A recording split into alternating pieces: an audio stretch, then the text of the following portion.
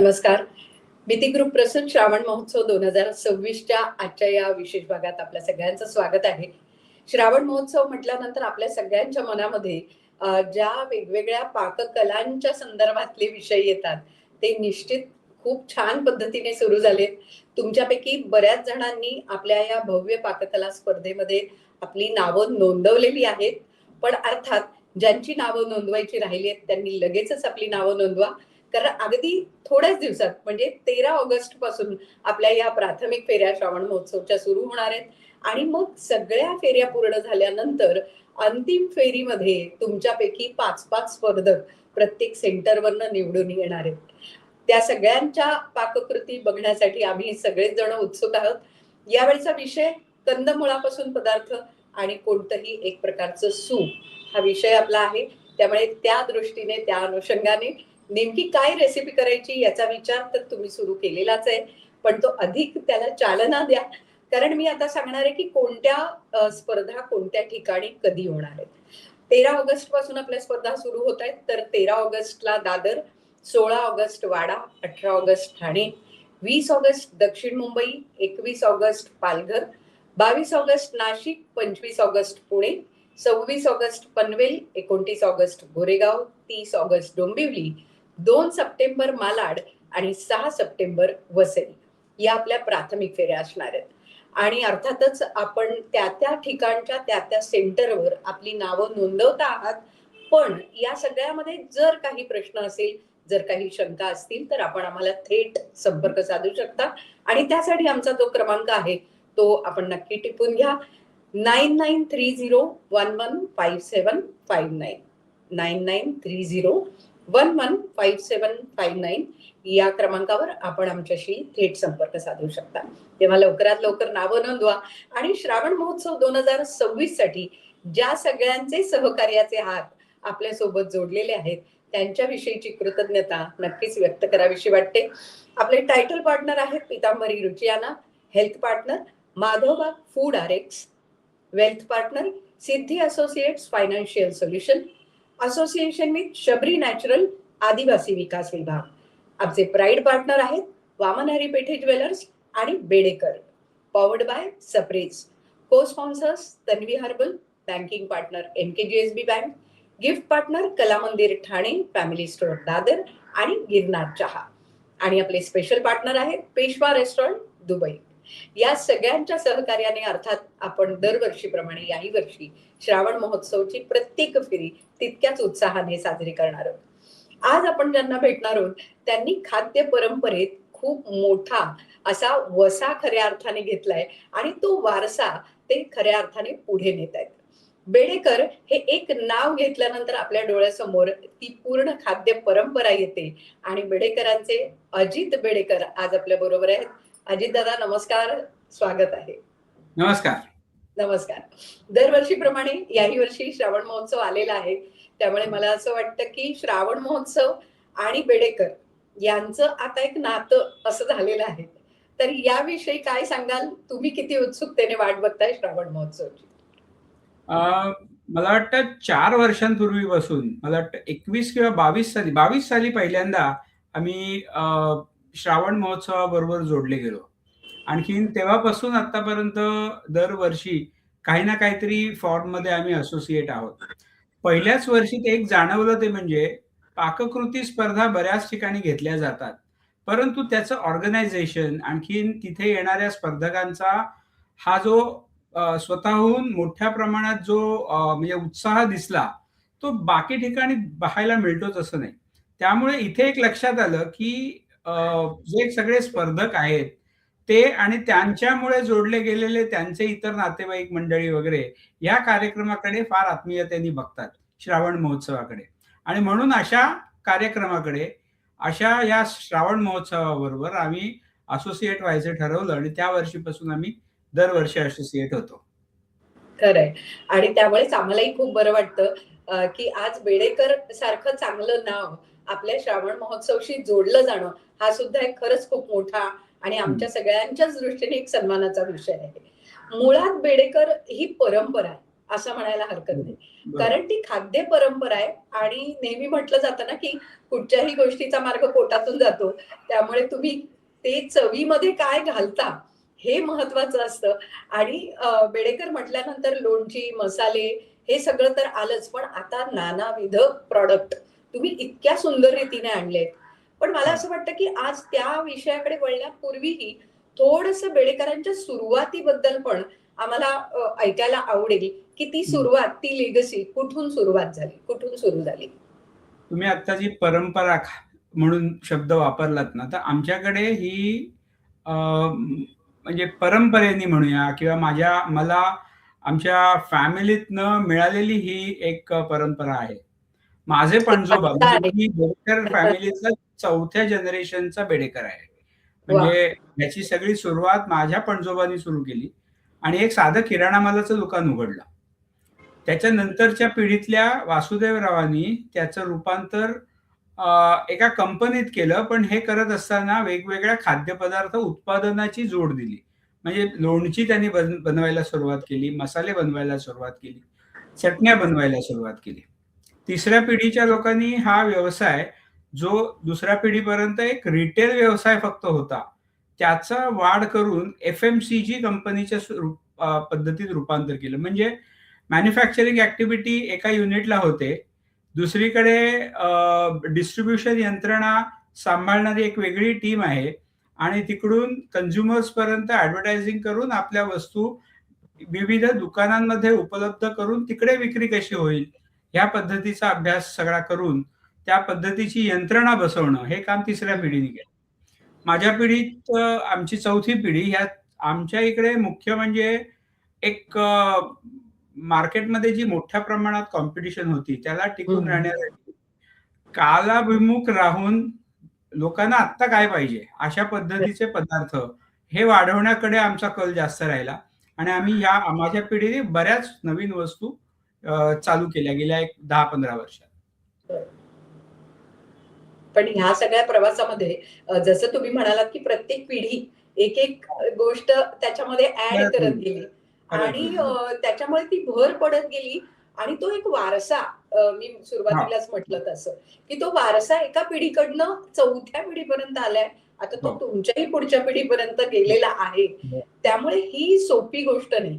मला खरं. इथे थोडंसं हेही विचारावसं वाटतं, की 5 पिढ्यांपर्यंत 4 आता तर 4 पिढ्या तुमची पुढची पिढी आता या त्याच्यात आलेली 5वी आहे. पिढी जॉइन झालेली आहे. जॉइन सुरुवात केली. झालेली आहे. हो. म्हणूनच म्हटलं, की 5 पिढ्या एखादा व्यवसाय पुढे नेण्यासाठी हं. काय बरं स्किल नेमकी तुम्हाला कुटुंबामध्ये वापरायला लागतात? असं मी विचारेन याबद्दल. असं खरं सांगायचं झालं तर स्पेशल काही नाही. परंतु म्हणजे आम्ही लहान असल्यापासूनच वडिलांचा हात धरून आमची रिटेल दुकानं होती. तेव्हा रिटेल दुकानात जायचो. अ, मे महिन्याची सुट्टी असली, की त्यावेळेला कैरीचं लोणचं बनवण्याचा सीझन असतो. त्यावेळेला हं. फॅक्टरीमध्ये भरपूर उलाढाली चालू असतात. म्हणजे दिवसाला कमीत कमी 10-12 टन कैरी येत असते, तिची उस्तवार होत असते. तर बाबांबरोबर त्यावेळेला म्हणजे अगदी मार्केटच्या खरेदीला पण जायचं, फॅक्टरीत जायचं. हे जसं मी केलं, तसं माझी मुलं, माझे पुतणे हे माझ्याबरोबर सगळीकडे मे महिन्याच्या सुट्टीत सगळ्या फॅक्टरीजवरती कामं करायला आणि ते लहानपणापासून ती आवड लागली. असं आमची जी काय म्हणतात त्याला आवड ही लहानपणापासून आपोआप तयार झाली. हं, हं. पहिल्या पिढीने पुढच्या पिढीला अशा तऱ्हेने ह्या कामामध्ये आपसूक आणलं असं सगळं झालंय. खरं. काही गोष्टी मात्र आम्ही ज्या आमच्या आधीच्या पिढ्यांनी शिकवल्या, त्या मात्र हं. पुढे जशाच्या तशा पाळल्या. सगळ्यात महत्त्वाचं म्हणजे माझ्या आजोबांनी एक हे करून म्हणजे शिकवण म्हणूया आपण जी दिली, ती म्हणजे साध्या एका शब्दात सांगायचं म्हणजे सचोटीने व्यवहार करा. तर हं. तुमचा जो व्यवहार असेल, तो सगळ्या सचोटीने करा. मग त्याच्यामध्ये अगदी वस्तू बनवताना उच्च दर्जाच्याच वस्तू बनवा, व्यवहार बरं. पारदर्शक ठेवा वगैरे ह्या सगळ्याच गोष्टींचा समावेश येतो. त्या आम्ही आजही पाळायचा प्रयत्न करतो. हं, हं, हं. पण सगळ्यात महत्त्वाची हीच गोष्ट आहे, की मागच्या पिढीने सांगितलेली गोष्ट एक पुढची पिढी ऐकतीये आणि त्यानुसार ती शिकवण पुढे नेतीये. खरंय. हा खूप महत्त्वाचा म्हणजे धागा आहे. असं म्हणूया आपण, की आम्ही लकी आहोत, की माझ्याही पुढची पिढी सुद्धा त्याच करेक्ट, पद्धतीने ह्याच्यात तयार होतीये. Correct, correct. ही सगळ्यात महत्त्वाची आजच्या काळातली खूप महत्त्वाची गोष्ट आहे, त्याच्यामुळे खूप छान परंपरा पुढे जाते. पण आजच्या काळाप्रमाणे तुम्ही अनेक इनोव्हेशन्स केली.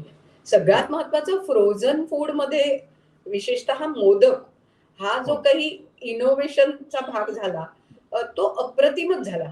मला आधी म्हणायचं की आता किती प्रकारची प्रॉडक्ट आता बेडेकर मध्ये उपलब्ध आहे? आपण म्हणजे प्रॉडक्ट कॅटेगरीजचा विचार केला तर 7 ते 8 कॅटेगरीज आहेत. आपण साधारण मोजत जाऊया. बरोबर. आम्ही मिरची बनवतो, मसाले, चटण्या, पिठं बनवतो. म्हणजे राजगिरा पीठ, शिंगाडा पीठ अशी उपवासाची पिठं. त्यानंतर आम्ही भाजण्या बनवतो, चकली भाजणी वगैरे अशा. आम्ही नमकीन बनवतो. म्हणजे चिवडा, चकली हे जे दिवाळीत फराळाचे पदार्थ लागतात, ते आम्ही बनवतो. त्याच्यानंतर हा जो मोदकांचा फोटो बघतोय आपण, उकडीचे बरोबर. मोदक हे आमचं प्राईम प्रॉडक्ट आहे फ्रोझन फूड्समधलं. हम्म. फ्रोझन फूडची अख्खी रेंज आहे जवळ-जवळ 30 प्रॉडक्ट्स फ्रोझन फूड्सचे आम्ही बनवतो.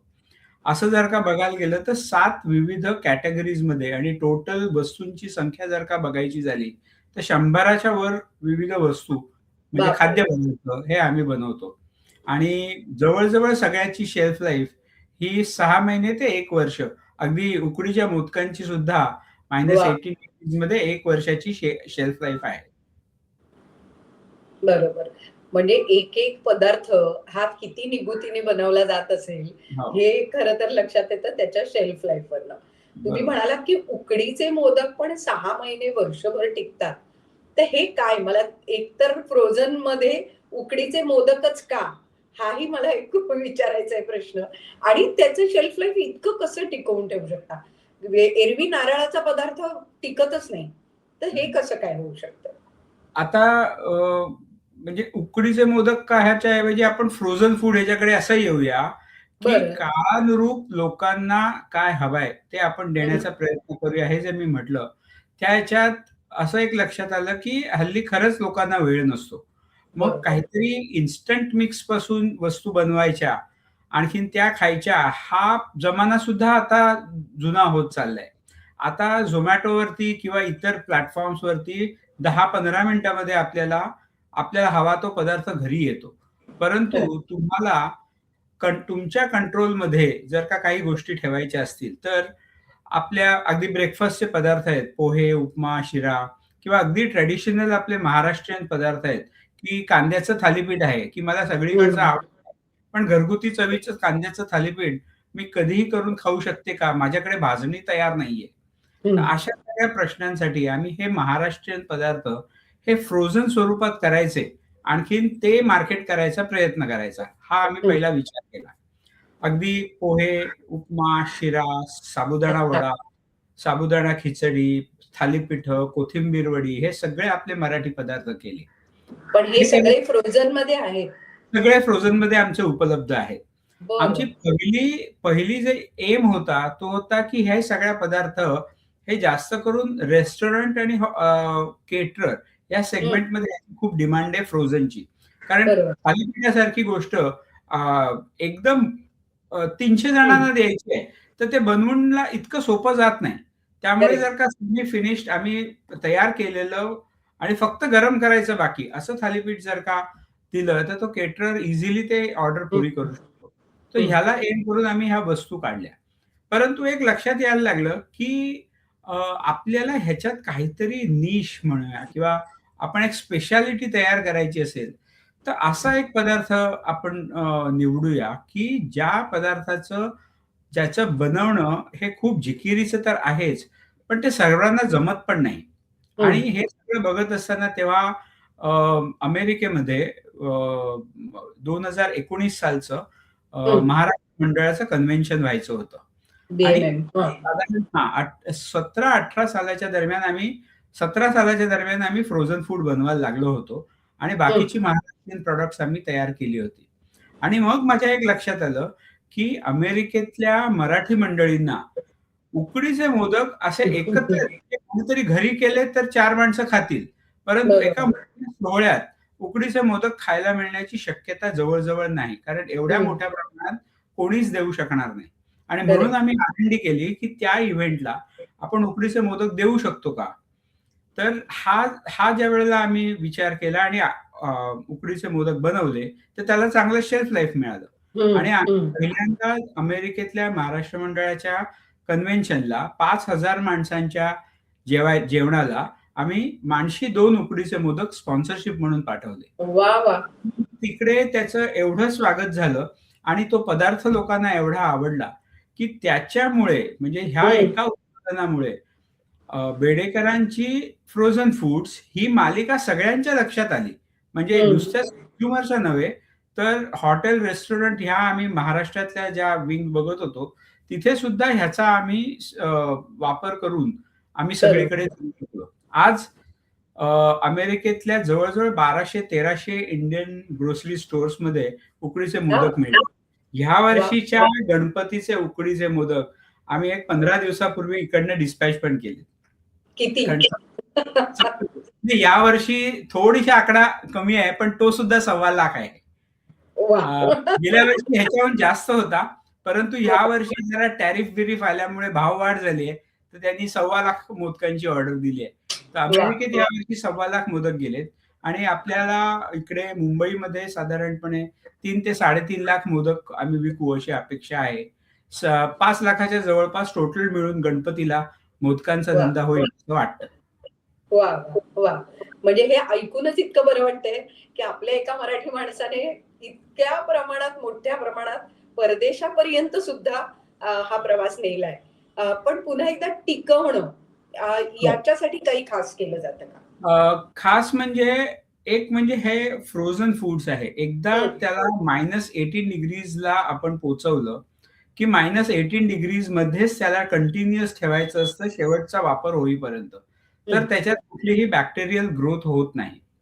फक्त एकच त्याच्यामध्ये महत्वाची गोष्ट असते की आपण जेव्हा मोदक स्टीमरमध्ये उकडवतो आणि ते शिजवून तयार झालेला जो मोदक आहे वाफाळता अगदी तयार असा तिथून तो 1 तासाच्या आत अगदी थंडगार म्हणजे -18 ला जाऊन दगडासारखा कडक होईपर्यंत त्याची अवस्था गेली पाहिजे तासाभराच्या आत.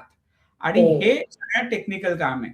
याच्यासाठी आपल्या घरातला फ्रीजर किंवा जे आईस्क्रीमचे साठवणुकीचे फ्रीजर असतात हे काही कामाला येत नाहीत. त्याच्या ज्याला ब्लास्ट फ्रीजर म्हणतात तसा फ्रीजर वापरायला लागतो की साधारणतः 1 तासात सगळे मोदक त्याच्यातलं मॉइश्चर न जाता चांगले ओलसर असतानाच अगदी घट्ट होऊन -18 डिग्री सेंटीग्रेड त्याचे टेम्परेचर येतं. आणि त्याच्यानंतर कंटिन्युअस ते त्या टेम्परेचरला राहिले तर कुठलीही मायक्रोबियल ग्रोथ त्याच्यात होत नाही. आणखी ते वर्षभर सहज टिकतात. वा वा. म्हणजे मोदक हा तर अगदी सगळ्यांचा प्रिय असा खाद्यपदार्थ आहे. पण त्याच्या बरोबर तुम्ही मगाशी सांगितलं त्याप्रमाणे फ्रोझन मध्ये सुद्धा आणखीन बरेच पदार्थ आहेत. जसं मगाशी तुम्ही काही पदार्थांचा उल्लेख केला त्यातला बिर्याणी हा एक माझा स्वतःचा आवडता विषय आहे. त्यामुळे पुन्हा एकदा मला असं वाटतं की ते पदार्थ नेमके कोणते आहेत आणि लोकांना जर हे ऑर्डर करायचे असतील तर त्यांनी काय केलं पाहिजे याविषयी पण आम्हाला सांगा. आणि पदार्थ पण नेमके कोणते कोणते आहेत? पदार्थांची लिस्ट जवळजवळ 30 आहे पण आपण म्हणून ढोबळ बोलूया. ब्रेकफास्टचे पदार्थ आहेत म्हणजे पोहे, उपमा, शिरा, साबुदाणा खिचडी असे. मग राईस मिल्स आहेत अगदी मुगडाळ खिचडी पासून ते व्हेजिटेबल बिर्याणी पर्यंत अशा 4-5 प्रकारचा म्हणजे त्याच्यात मसाले भात आला, पुलाव आला असे एकूण 4-5 प्रकारचे राईस प्रिपरेशन्स आहेत. त्याच्यानंतर आपले भाजणीचं थालीपीठ कांदा घातलेलं आणि उपवासाचं थालीपीठ अशी 2 थालीपीठ आहेत. मिसळ, पावभाजी यासारखे पदार्थ आमच्याकडे आहेत.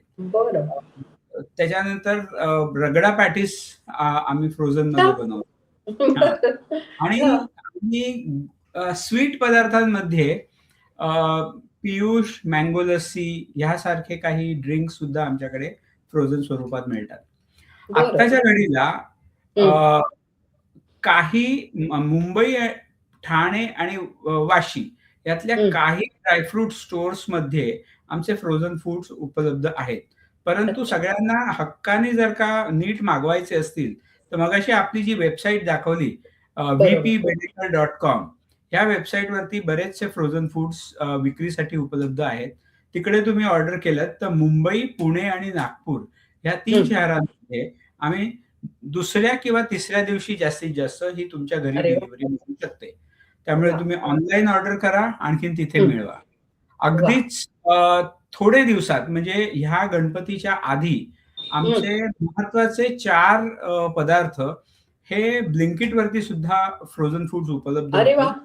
त्याच्यात मोदक, साबुदाणा वडा, थालीपीठं आणि कोथिंबीर वडी अशा 4-5 वस्तूंची आता नक्की झालेलं आहे. वा. माझी गेल्याच आठवड्यात मीटिंग झाली आणि ह्या 5-6 प्रॉडक्ट्स त्यांनी अप्रूव्ह केलेत. आणखीन आता ते तिथे डिस्ट्रिब्युशन व्हायला 1 महिनाभर जाईल. आणखीन Blinkitच्या मुंबई, पुणे ह्या 2 शहरामध्ये Blinkit वरती हे सगळे उपलब्ध राहतील. मग तर वा. 5-10 मिनिटात तुम्हाला वा. त्या वस्तूंची डिलिव्हरी मिळेल.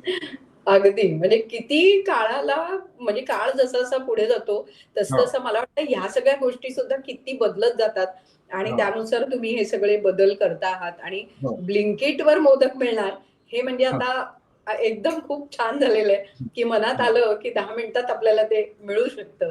तर ही खूप चांगली उपलब्धी बाय आहे. द वे आणि बाय द वे हां, सांगतो, हां, की हां, तुम्ही जर का Zomatoवरती मोदक सर्च केलेत, तर हां, तुम्हाला हां, खूप सारे रेस्टॉरंटवाले मुंबईत स्पेशली हां. मोदक विकतात.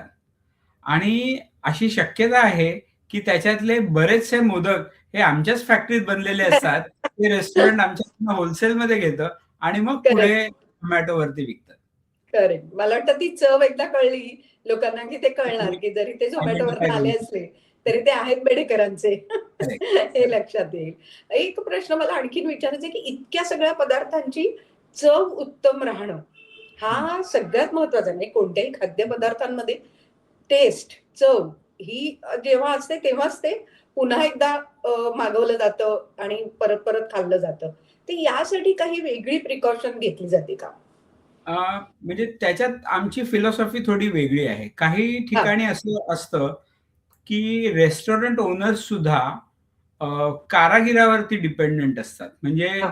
तुमच्याकडचा हा शेफ आहे, हा खूप चांगलं करतो. हा हं, कारागीर आहे, हं. ह्याची बासुंदी चांगली असते वगैरे. तर आम्ही पहिल्यापासून ह्या म्हणजे काय म्हणूया आपण रेडी टू ईट पदार्थात आलो. त्यावेळेला आमच्यावरती लोणची आणि मसाले बनवण्याचा पगडा होता, की जिथे सगळं स्टँडर्डाइज्ड होतं. तर ह्या वस्तू सुद्धा स्टँडर्डाइज करायचं हे आम्ही मनाने घेतलं. हं, हं. पहिल्यांदा आम्ही आमच्याबरोबर 2 कन्सल्टिंग शेफ होते.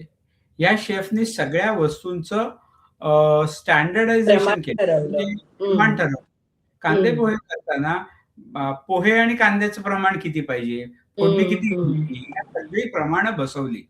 आणि ओके. ही प्रमाणं बसवल्यावरती त्याचं आम्ही प्रोसिजर ज्या आहेत, त्या प्रोसेस कंट्रोलमध्ये आम्ही बसवल्या. हं, म्हणजे उदाहरण देतो, थोडं रटाळ वाटेल, पण गोडाचा शिरा बनवायचा असेल, तर रवा हं. किती वेळ भाजावा? म्हणजे बरं. पॅन किती साइजचा आहे? आमच्याकडे एका वेळेला 3 किलो रवा भाजला जातो. हं, मोठ्या हं, पॅनमध्ये. तो हं. ऑटोमेटेड फिरणारं म्हणजे ढवळणारं बरोबर. पॅन. तर त्या पॅनमध्ये 3 किलो रवा भाजायला किती वेळ लागतो? मग तो हं. पावसाळ्यात किती वेळ लागतो? उन्हाळ्यात किती वेळ आई लागतो? गं! त्यात सुद्धा बदल असतात. बरं. पावसाळ्यात रव्यात थोडंसं मॉइश्चर असतं. मग त्याला एक 3-4 मिनिटं जास्त द्यावी लागतात. मग हे सगळं म्हणजे बाबा तिथे कारागीर उभा हवा का? तर खूप त्याचीही उत्कृष्ट गरज नाही. बनवण्यासाठी हो, परंतु आमच्या दृष्टीने नाही. त्याला हं. सांगितलंय 7 मिनिटं रवा भाज, तर त्यांनी 7 मिनिटं सगळ्यांच्या आमच्या वर्कर्सच्या गळ्यामध्ये स्टॉपवॉच असतं. ओ, त्याच्यामुळे ही ओ. प्रोसेस सुरू केली, की तो स्टॉपवॉच लावतो. मला भाजायचं काम 3 मिनिटांनी बंद करायचंय, की तो ते 7 मिनिटांनी बंद करायचंय, 7 मिनिटांनी बंद करेल. मग पुढची प्रोसेस करेल. असे आम्ही प्रत्येक गोष्टीचे प्रोसेस कंट्रोल केले. वाह! आणखीन त्याच्यामुळे स्टँडर्डायझेशन खूप चांगलं झालं. आणि हं, सगळ्यात महत्त्वाचं म्हणजे ह्या सगळ्या वस्तूंच्या चवीची सुरुवात ना रॉ मटेरियल पासून होते. तर आम्ही हं. रॉ मटेरियल सुद्धा स्टँडर्डाइज केले. म्हणजे बरोबर. अगदी साबुदाणा वड्यातला साबुदाणा आणि बटाटा सुद्धा ह्या दोन्ही हां. गोष्टी आम्ही ब्रँडेड घेतो. म्हणजे आमच्या ओके. फॅक्टरीत येणाऱ्या साबुदाणा हा सुद्धा एका विशिष्ट ब्रँडचाच आहे आणि अहो हं. बटाटा सुद्धा एका विशिष्ट ब्रँडचा आहे, इंदोरवरनं येणारा. हं, त्याच हं. ब्रँडचा बटाटा आम्ही कायम घेतो. म्हणजे अशा बरोबर. सगळ्याच गोष्टीत आम्ही स्टँडर्डायझेशन केलंय सो दॅट एकाच पद्धतीचा, एका चवीचा आम्ही हमी देऊ शकतो. खरंय, खरंय.